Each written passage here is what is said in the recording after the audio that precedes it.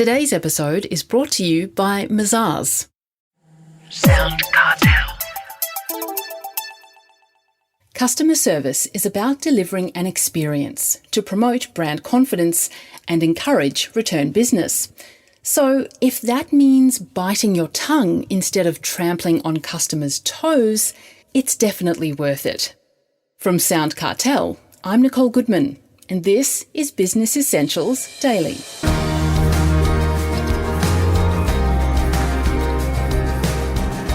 Martin Grunstein has a theory about life.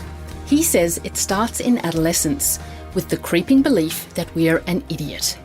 Ah yes, it's tough being young. Problem is, we don't grow out of it. And in order to compensate in adulthood, we have a natural tendency to prove to the world that we're not idiots at all. In fact, we're terribly smart. And that means banging on to anyone who listened to us, including our customers, that we're right. That, Martin says, presents problems. Martin's a professional speaker on customer service, and he says the determination to prove yourself right in front of others is a customer service killer. Is this a big issue? Asks Heather Dawson. Yeah, it's a very big issue. And like, for example, when you're dealing with smaller businesses, that perception of arrogance or that perception of the person selling to you knows more than you and wants to make sure that you know they know more than you, is the stuff that creates poor first impressions and perceptions. And when we are paying the money, we don't like to be told we're wrong. And unless it's an issue that's going to go to court, it really doesn't matter who's right or wrong as long as you are managing the customer service situation to the best of your ability. In larger organisations, it embodies itself in systems. What companies do as they get bigger is they put systems into place, because this is the way we want to do things. And what happens is the system becomes more important than the customer. And the analogy I give, for example, if you take the hospitality industry, which is meant to be the best customer service industry in the world, well, there's systems there that alienate their best clients. The first thing they ask you for when you check into a hotel is a credit card. Why? Because you're a thief, right? And if ever you have time on this, you just say to the hotel, why do you want a credit card? And initially they'll tell you it's the hotel's policy. If you argue with them long enough, they'll call you a thief right to your face, right? I don't have a problem with that the first time, but you could stay at the same hotel 10 times, pay your bill every time, and the 11th time you turn up, they still ask for a credit card. Why? Because the system is more important than the customer. Believe me, I have no trouble with the first time. But, if you paid your bill the first time, the second time you turn up to a hotel, they should say, welcome back to the hotel, sir, madam, here is your key. But they don't do that because their system is more important than the customer. And systemisation is an extension of we are right and this is the way we do things. And sometimes it's trivial, but sometimes it's the difference between what business I give my money to. Okay, well, you've got a few examples also, Martin, of how our wish to be right plays out in customer service. One is an experience you had in a restaurant? Yes, I was out with my wife and another couple, and we were at a restaurant, and the waiter came, took our order, and I'd ordered a Coke. And the waiter says, look, we don't have Coke here, we have Pepsi. So I said to my friends, look, I remember from old marketing days, that Pepsi used to beat Coke in blind product tests, and most people couldn't tell the difference anyway. And the waiter says to me, well, that might have been the case in the past, but now Coke does beat Pepsi and many people can't tell the difference. and rack off, that's not his job to tell me, do you know what I mean? Look, I don't blame him. He just wasn't trained in customer service. His job is not to tell me when I'm wrong. His job is to ensure I have a good experience at the restaurant, right?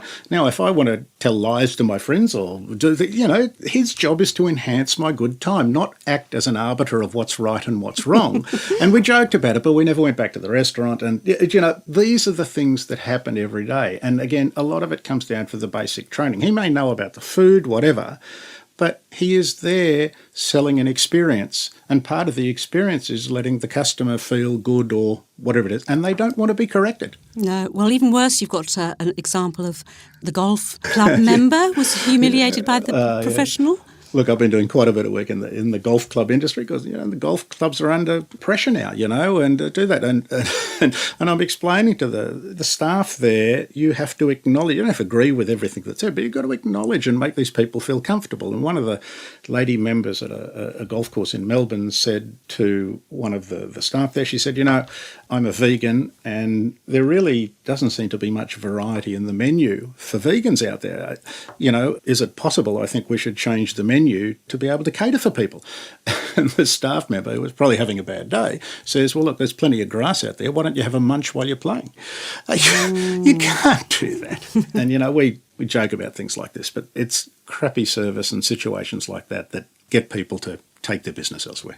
Well, as you say, maybe that staff member was having a bad day, and can't we all be excused once or twice for that? Well, the interesting thing is I don't think we can be excused for that. At the end of the day, if I'm a customer in your business, I don't really care what sort of day you're having. That shouldn't affect the experience I have as a customer, whether it be, retail or professional services or whatever. At the end of the day, the rules in business or the rules in customer service are very simple. If you are giving me money, you can crush my ego, but I can't crush yours. That's just the rules of customer service. It's up to the provider to be looking after the ego of the person serving them, not necessarily the customer to worry about the ego of the customer. The customer shouldn't be worried about whether the provider's had a good day or a bad day. You deserve a level of customer service whenever you go in, and that you have to sublimate. As a customer, I have a total right to be a pain in the neck if I want to. As long as I don't violate the rules of society, there's no law says I have to be a nice person to do business with another business. Well, are you saying then, after all that's been said and done, that the customer is always right? Well, no, there's a subtlety. The customer has to walk away thinking they're right, and there's a very big difference between the two. It is a matter of giving people a positive experience so that they walk away feeling good. The only time where you have to correct the customer is when, if they make that decision and carry on with that, it will cause a problem to the experience or might lead to a legal issue, around there.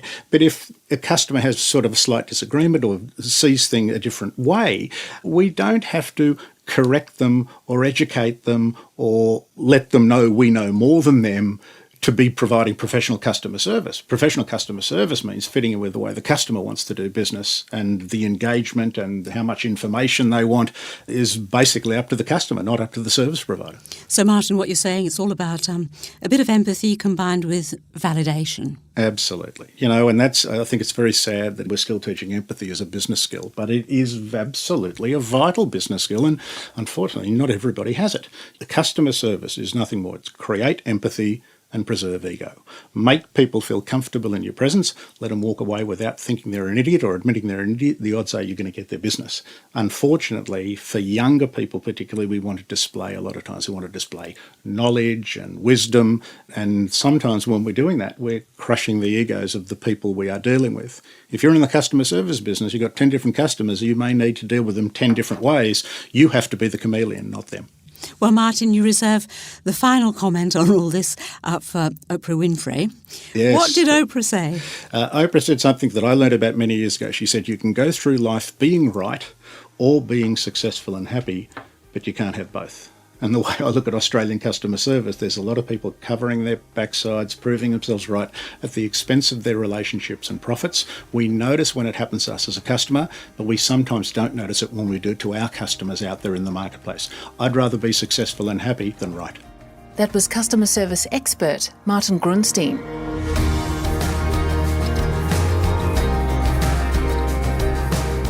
This episode of Business Essentials Daily is produced by the team at SoundCartel. Thanks for listening. I'm Nicole Goodman. We'll bring you more Be Daily tomorrow. Follow at BE Daily Podcast across social media and head to bedaily.com.au for more from the Business Essentials Daily podcast. SoundCartel. This episode was brought to you by Mazars. To find out more, visit mazars.com.au. That's mazars.com.au.